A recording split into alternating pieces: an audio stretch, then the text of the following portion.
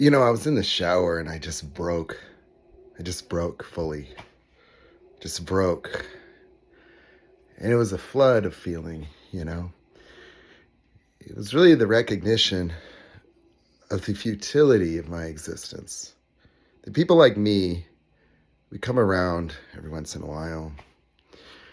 And for whatever reason, God chose to have us see everything, to have us feel everything. That without exception, all I've ever attempted in my life was to make a difference for other people. That at no point in my life was something that I pursued about me. That it was about my existence. But you see, this is a weird world for that, because you find that the people that need your help are the ones that are in denial. And then the ones that take advantage of you and use your kindness and perceive it as weakness are the ones that don't need your help and don't deserve your help. That if you're a kind person, you will be walking around alone your entire life. That you won't understand a world of war. That you don't understand competition. That even in football, I only committed to competing with my own potential. That I really couldn't understand why my younger brother would say, if you had a different father, you'd go to the NFL. Well, I said, well, what do you mean? Well, if your father really loved us, like he would have worked with you, he would have taken interest. I said, if Dad went to 3 of my football games in the whole career, I would be happy when he would show up. That I never thought that I got the wrong mom or dad.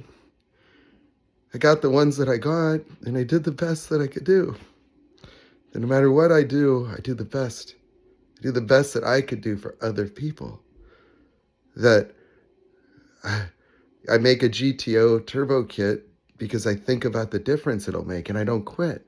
But see, the problem with being this way is when I go to do business with people, that's how I do business. I want what's best for everybody. I go into a business, I automatically see how I can make a difference. That's the only way I've ever known how to exist. That if you hire me, I'm going to do the best I could do. I'm going to give you everything that I've got every time. And if you're my best friend, I'll put you into NASCAR. If you have a music thing, I'll do what I can to put you on TV. If you have a car like mine, you'll have an engine and a turbo kit before I do.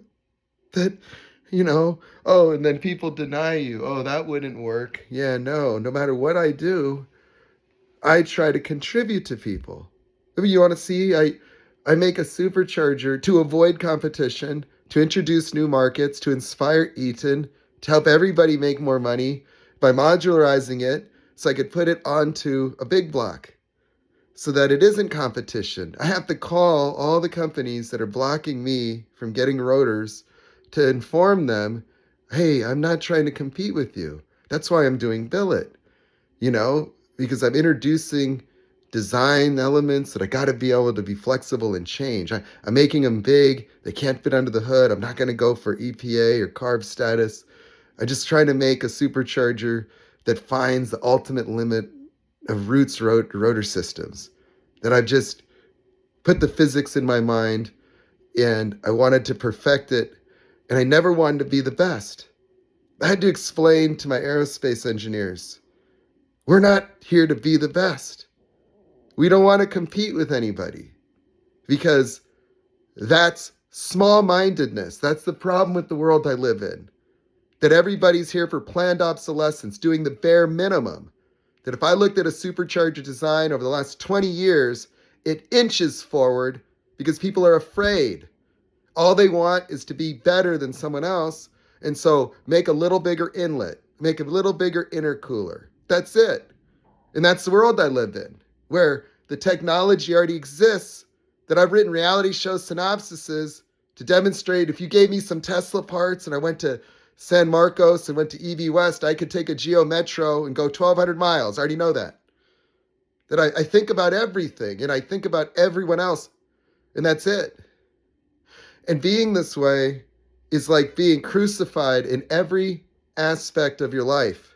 Never understood that somebody could say, I'm a scam artist because I used aerospace engineers, designed my own flanges, paid for the production myself, and I had paid 6 or 7 people in full. That it cost me $80,000 myself, my own money, to be called a scam artist and be blackballed to the point where the world's most perfect GTO turbo kit, I can't even sell them. I can't sell them because people think that I'm a scam artist. They didn't know that I got scammed. But you see, as everybody clamors to eat me alive, fail to give me my commission when I sell all this, steal money from me, steal my customers, smear my name over and over, whether it's my family, whether it's my best friends, whether it's a business person that came in here licking his chops, that you might think I'm naive. No, just like you. The difference is I'm a good person and you're not. You see, I don't look at other people to take what's theirs. I don't look at other people to compete. I cooperate. I always look at the situations to make a difference, but then you got to have really tough skin in this world because people come after you. That they just deny you the right to have autonomy and exist at all. That if I show my designs, nobody can objectively just look and say those are good. And then people that could help me will watch me die on the vine. They'll actually rejoice in my failure. That they'll feel entitled to kick me when I'm down. That when I'm weak, that's when everybody descends. And then they take a piece. And that's all that I've ever known. That I've lost my life. I've lost everything that I've ever loved. Every single stage of my life. No matter where I go, I express the same motives, the same intentions to make a difference. And all I get is destroyed for it. Misunderstood is an understatement. I get hatred. I get denied any semblance of autonomy, any semblance of authenticity, any semblance of objectivity, that nobody wants the responsibility of the truth of my existence. That if I came into your life and communicated with you, I was going to be the greatest gift that you could ever imagine. Unstoppably committed. Totally my word when it comes to making a difference. That you would never have to worry about me competing with you, wanting to take something from you, stealing, beguiling people. But if you're that weak-minded, where you'd sit here and look at the trolls and then change your temperament to me after you've come into my life and benefited from everything. I have been grasping for straws. I've been looking for a reflection. I've been breathing, just trying to see some light. And they take it. And that nobody has the generosity just to entertain my existence. Just to recognize that if I was a friend in your life, why don't you take a look at what I've done for you? Take a look if when you needed someone, who could you have counted on? Did you have any doubt that if you called me and you said, Nate, I need you, that I wouldn't already be on the way? Do you know that I've never had one friend or family member in my life ever help me? That if I'm moving a shop, there's no one that showed up once. Once. Not once. That I have a U-Haul that's full. I can call everybody I know. I am the one person that everybody in this world, without exception, says no to. Everybody says no. They have a vested interest in saying no to me because I'm not a victim. Contrary to what you might think, you see, most of you are people pleasers. And if you don't get the righteous entitlement and the validation associated with being some kind of hero, or you're not able to avoid or mitigate guilt and shame, if there seems to be an opening for you to say no to somebody, it's going to be the guy that's here to make a difference for you, and you. The guy that doesn't get angry, doesn't make you wrong, doesn't pressure you, doesn't be a victim, doesn't blame you. And so what happens is that guy pays you $5,000. That guy pays you, and then He's the one guy that you don't have to do anything for. He's the one guy, if things get tight, if your budget, you don't worry about me. You don't have to worry about me because I'm never punitive. I always try to understand, and when people screw me, I try to move on. Then my heart breaks for them because they lost a real one. And that's it. But you see, I can show everything to this world, everything. And they can never, ever even approximate me. In fact, all it does is get me surrounded by vampires. And then the other ones that could have helped don't. The other ones that could have benefited will not. They refuse it. That the things that I know, the things I know about the mind, the things I could engineer, everything that I'm capable of doing is so far and above and beyond extraordinary that it causes people in every single area of life, every single subject matter, to either feel entitled to invalidate, entitled to sabotage, entitled to negate, entitled to devalue, entitled to be a victim, entitled to shame, entitled to say, no, you couldn't. No, it's not possible. You couldn't do that. Anybody else could do it. Yes, but I can't relate to you that for whatever reason, I am a different species, that they would rather buy the same thing from someone else for more money and less quality because somehow, some way, they just don't know why they hate me so much. And then they wait and wait and wait and wait and wait. And then the moment there's a vulnerability, the moment there's a tear in my eye, the moment I've been crushed, heartbroken, stolen from, is the moment that they all descend upon me. And then they become right because they can go out and they can cause the failure, that they could cancel $50,000 of orders. They can urge everybody to file chargebacks against my business when I've sold one GTO kit and one guy was a pre-production order. And then when the 10 others were all almost ready to go, I sold a few more. And I had my biggest month even before that, that after discovering the lawsuits, the scams, all the things that I went right to work and getting my stuff together, I realized, oh my God, it's happened again. How the hell could I have all these people I'm paying? How could I love so much? How could I visualize that people want to steal my company when my company was a multi-member LLC, that I don't care about the profit. All I care about is making a difference and finding a home. And thinking, maybe I'll make a difference here, and maybe I'll do this, and maybe I'll do that. And no matter what it is, you see, I thought, if I show them the supercharger, then I'll be real. If I show them, this, then I'll be real. Then people will know, because they certainly don't know by talking to them. They certainly can't recognize me any other way. That I tried to make these parts to have something that I could bring from the world of my imagination as something to just show people something. That even the designing of the superchargers was something of a discovery where I wish that people would be inspired by a guy who could be destroyed, who could live with his mom, who could have nothing, and build something. That I just wanted to show the world that you could do things with your mind that are not different or better. That I could do this as my first design.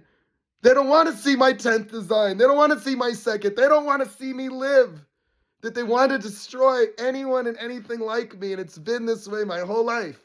I've got to be an anomaly. I've got to be hated. I've got to be smeared. I've got to have unceremonious dismissals and smear campaigns and suicide wishes. And that's the only world that I've ever recognized as one of darkness and one of betrayal and one of deception, where you could have all of your eggs in the basket, your whole heart, your whole commitment, your whole word, all your integrity on the line to show people I will do anything it takes to make a difference in your life.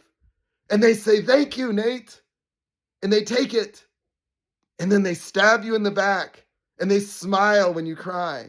And then they tell everybody, yeah, he's crazy. And they love to do that because they got to keep the $4,800, because he almost got the $100,000 from all my customers. And if he could have broken me down and had me unalive myself, then he would have kept all of my customers' money, because he was trying to push me to do that.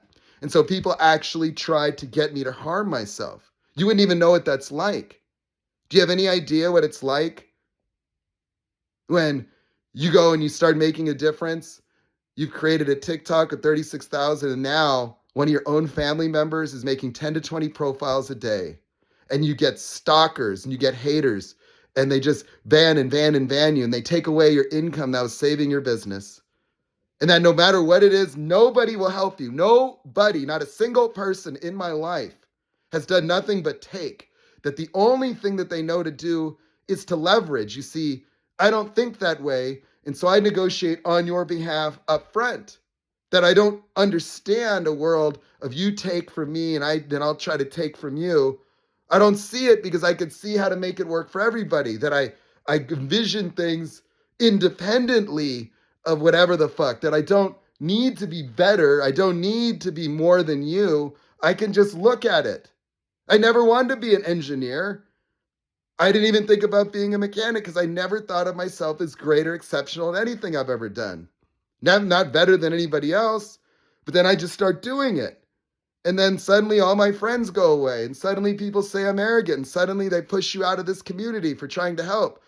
And you have to try to assert yourself, but my mind works different. And so it just accelerates the learning because everything's visual. And then I'm compelled by inventions that I see would make a difference and make a difference. And I try to just bring them into existence. But everywhere I go, I'm the one squeaky wheel that never gets the grease because I don't sit here and be a victim. I don't blame people. I have a hard time in a world where nobody else is their word.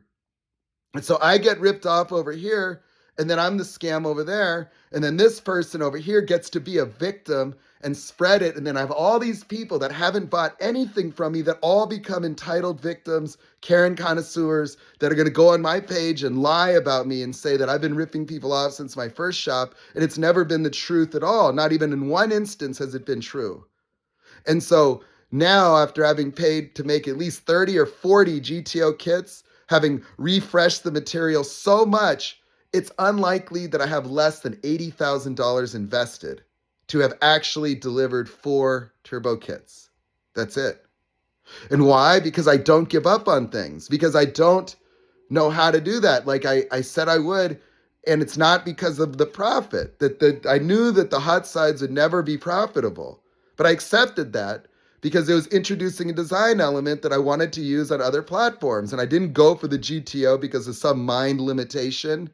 I could sell anything in this planet. That I mastered finance. If I wanted to scam people, oh my gosh.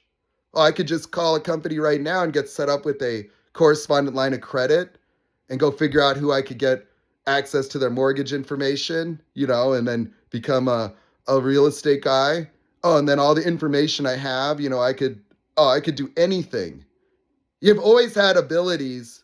You see, the thing is that people that come after me don't recognize that I have freedom, that I have power in my voice, that I have self-expression, I have mental clarity, I have creativity, I have the gift of gab, I have the gift of inventiveness and seeing futures and possibilities and understanding cause and effect in a rippling way that can see new futures open up just by the genesis of ideas and words from the mouths of somebody like Jesus, Martin Luther King, myself. That you may not understand what it's like to be able to see that way, but that is just the way it is for some people.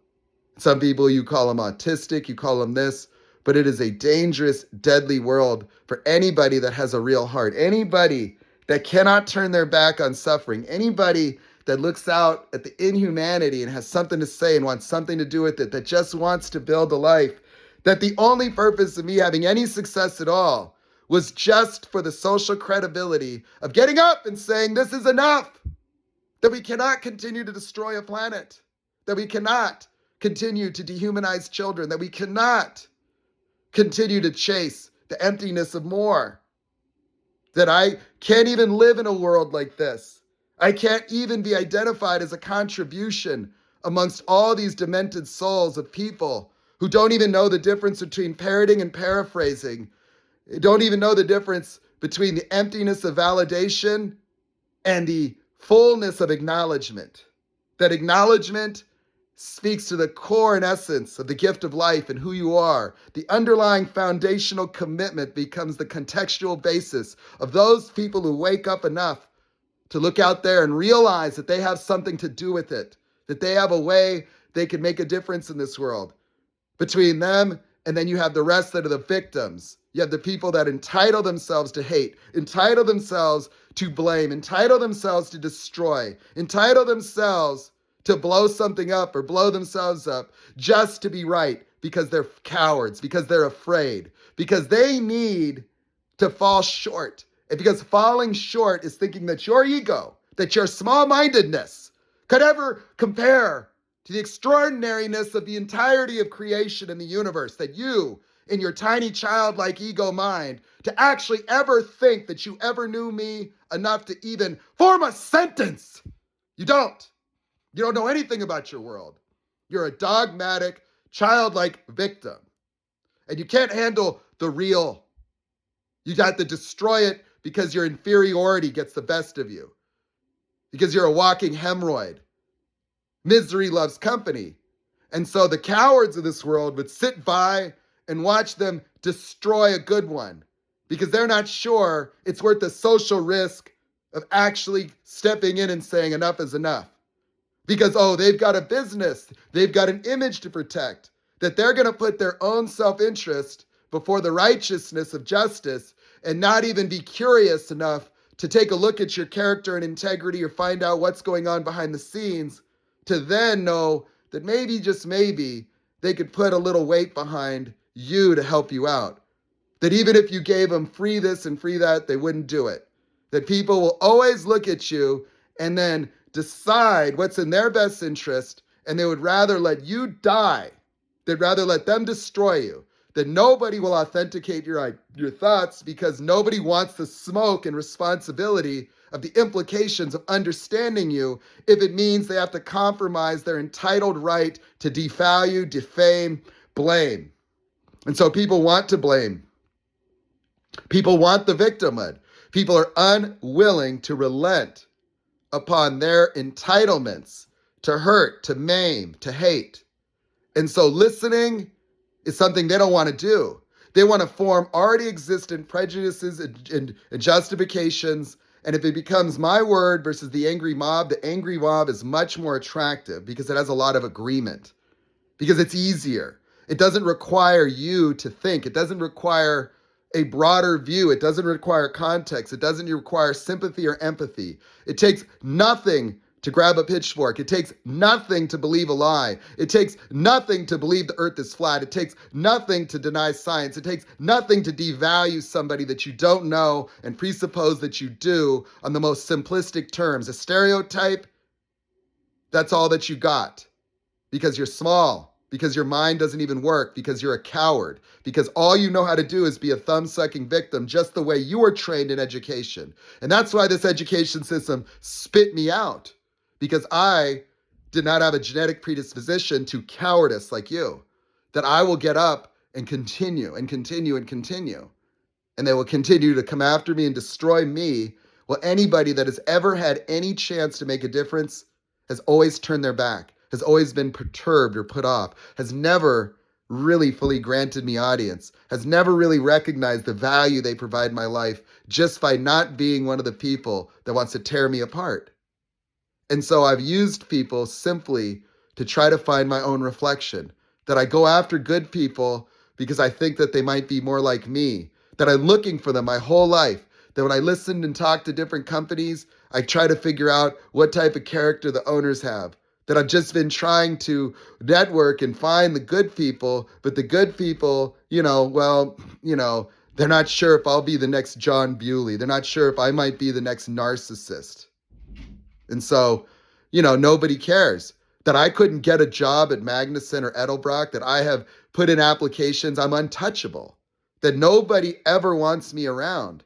They're afraid of me. They think that there's something like I'm always an expert. I'm always this. So I'm sorry. Yes, I can write a magazine article. Yes, I can act. Yes, I can do comedy improv. Yes, I can understand everything there would be to understand about medical science, psychology, sociology, history. Yes, I can understand all of it. Yes, I can do mechanical engineering. Yes, I could do cars. Yes, I could build 2,000 horsepower engines, 3,000 horsepower engines. Yes, I could do anything I put my mind to, including crack the code on the entire human mind. Because I could put the entire universe of everything I know into one frame and reconcile it. Like I'm playing Connect the Dots. My pattern recognition is the Da Vinci Code. That's the way it's always been. And because I'm this way, I understand and see things, and nobody can understand that. They can't even relate to it. That a psychologist would think that I have a mental disability. They're not realizing that I'm somebody that has dealt with the disabilities on my own, because there was no pill for that. There was no therapy session for that. There was no friend in this world for me, that I was given evil. My baby food was rat poison. My coffee was arsenic. And so wherever I've been, there's been people trying to poison, trying to steal my love, trying to take the light right out from me, trying to take the wind right out of my sails, trying to tell me you're a scam, you're this, simply refusing to authenticate my things, my ideas, that it's the ego that you have that would say that isn't the best intercooler. Like you just are predisposed to deny me. Predisposed. Like this was, you can't say this is perfect yet, right? You can't say, oh, a guy that would CNC his own tubes, and these are all unique left and right, and make this simple and try to do that, and then charge us a price that competes with one made in China. We're not sure. Maybe he's a scam. Yeah. Yeah, I think that he did 20 of these, so he could scam the one guy for $2,200. Yeah. That makes a lot of sense. Yeah, that's how smart you are. A scam. I'm a scam. And so while you feel entitled to just keep saying things like that, if I say something like that, well, that's your fault. Yeah, you're the idiot. You shouldn't have trusted him. Oh, wait a second. Wait a second. So you're telling me that if I pay somebody to do something and they don't do it, that's my fault too. But then where's your responsibility? Why do you get to be the victim? Oh, it's because you're a consumer in America. That's right. Yeah, see, you could go and file a fraud charge. You can go and defame me online. You don't even have to have paid me a penny. You could have just watched for the opportunity to destroy my business. And then when it came, there you were. Hundreds of people that had never had any intention to work with me or buy a product, canceling my business. Yeah, canceling all my open orders, causing all these chargebacks, and everybody saying I'm a fraud, and I can't handle it. People wondering, why won't he talk? Because you don't understand what it's like to lose everything. You don't understand what it's like to have no answers. You don't know what it's like to create a perfect plan, to have the PRI show there, to be writing a magazine article, to be writing a reality show synopsis, to be doing all the work, to pay everybody else, to get the aerospace engineers, to get all the stuff done, to do everything in your power, to even get the structure of the business yourself, to have the QuickBooks, to have everything done perfect and create perfect schedules, and then try to go about doing it. And then you discover every single person around you is a narcissist that came into your life to destroy you again. Because the bigger I get, the stronger I get from the last betrayal, I get so much more information and epiphanies that my power goes up. And then my creativity goes up. And then my mind is better. And I keep improving the quality of my cognitive abilities by removing the impairments of fear. That my smartness that you might think is actually something I teach people. Yeah, because I learned in my own imagination that there has to be afferent neurons within the sympathetic nervous system that capture emotional patterns in children, but also the efferent replication process would also cause a cognitive blockade of information that's coming from the cerebral cortexes associated with all of the different sensory perceptions. So your environmental awareness goes down, your normal emotions are subordinated and suppressed during fight or flight reactions, but you've been in one fight or flight reaction your whole life. That the difference between me and you is I'm not in a fight or flight reaction. So that means that I don't have a cognitive impairment, that I don't have social fear. And so therefore my mind doesn't have us versus them, me versus you, that I have total objectivity, that my creativity doesn't have an attachment to being more, better, or survival. It has to do with objective reality. And so if I look at engineering something, it is not my best effort to be supreme, has no air of superiority whatsoever. It only has to address the needs of something or address the realities of something else. And because I don't have a good enough, because I don't have a comfort zone, because I'm not, worried about taking risk, I can go all in on anything I do and try to bring it into existence in a way that is like objectively perfect. And I don't stop. And so every time I do a fuel system and I look at it, then I'll get a new idea, and then I'll just keep going. And so people will look at something I'm doing and then say, oh, that's going to fail. And then I'll make another one and another one and another one. It's like they don't understand that they're not looking at the limitations of something. They're just looking at the first version. And so people will look and try to judge me off of something I did. They don't understand that I don't have a comfort zone, that I'm not going to stop. And when I decided last year that I was going to make a difference for the minds of people, well, then I put my whole mind into psychology. Yeah. And I've got a notebook of everything that I've learned. Everything that I've learned helped me reconcile enlightenment, psychology, animal psychology, evolutionary biology, human development, anatomy, and physiology, as well as the physiology of the nervous system. I even redefined language and emotion, and I could see clearly the evolution of the human brain and mind as a function of time, even trying to picture when the imagination came online, and trying to discern and discover the effects that language would have on a human mind 10,000 years ago. And that's it. And so then I discovered, well, I know what it is. It's me. That the word me created a segregation between the already existent world that our brain creates within itself. And I looked at my dog, and there's my dog, and I realized my dog has no me. That's why he doesn't suffer. My dog's happy or sad based on circumstance. And so his emotions only cater to the experience of the outside world because my dog only experiences the outside world because my dog didn't invent an inside world. That there is no me in the animal kingdom, but that's where he came from. And so when human beings developed language, we developed me.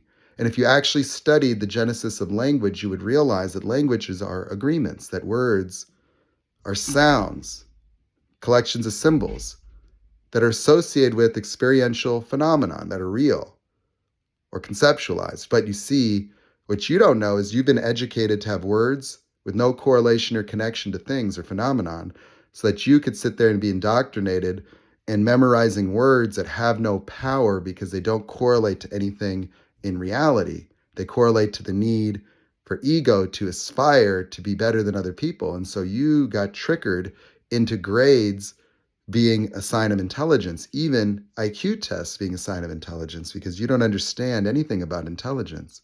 Because if you did, then you might know something like I do. Let me tell you what I know, that my brain works at the speed of electrons, that I could reconcile like terabytes of knowledge visually, like that. That's how it works. And then I only use my words to describe the things I see.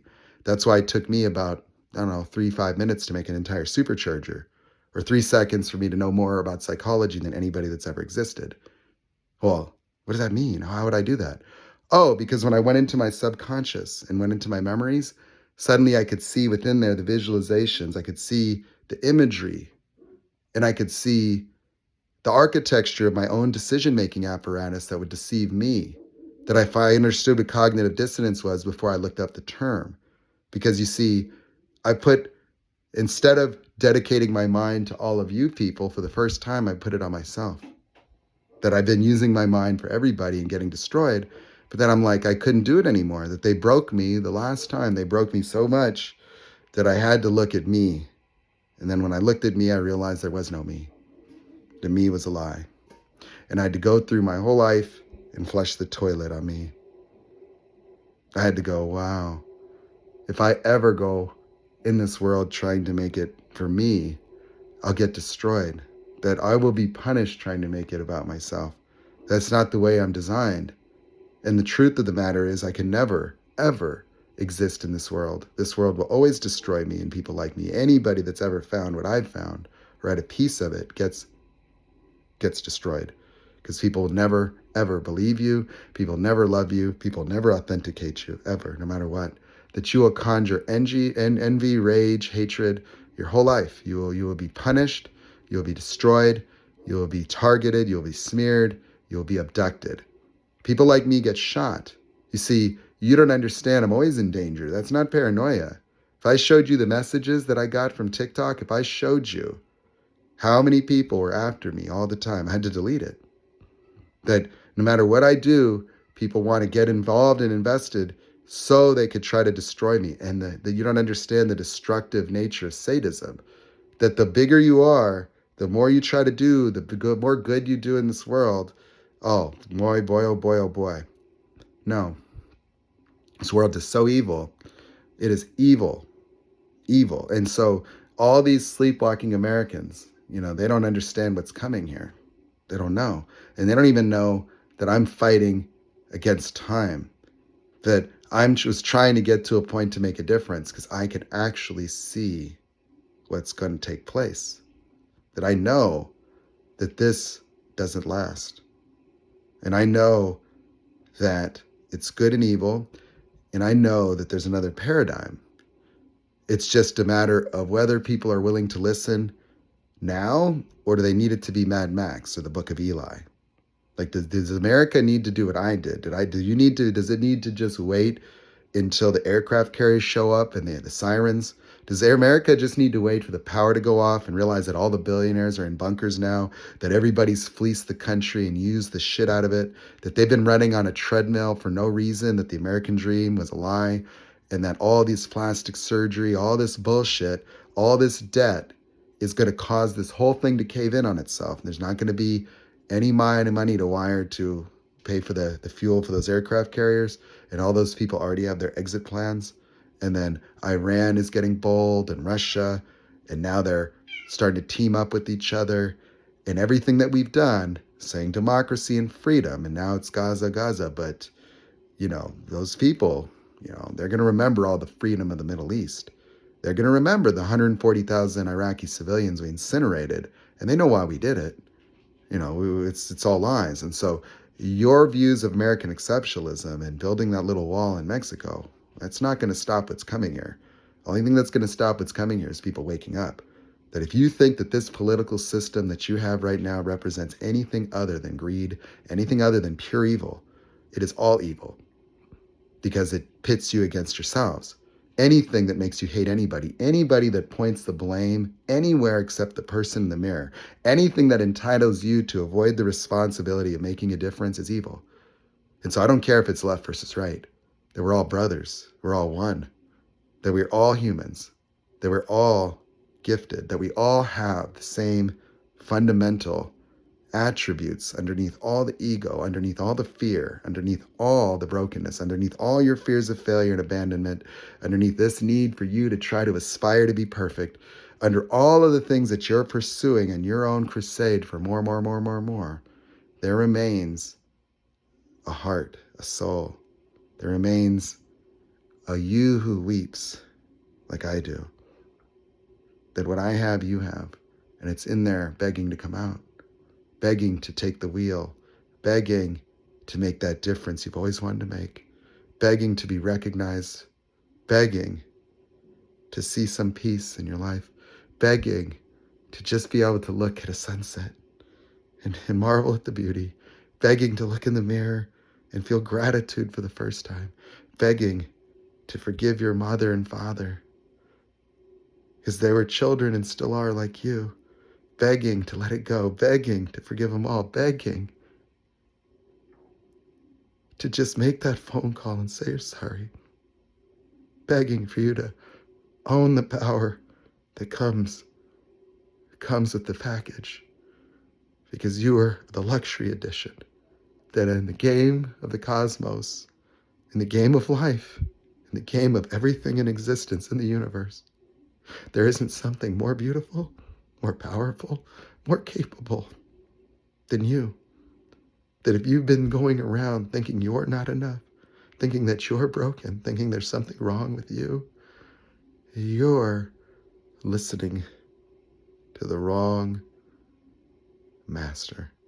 That the voice inside your head, that's the deceiver. That's the Satan. That's the serpent in the story of Adam and Eve. That the story of Adam and Eve is a story of a child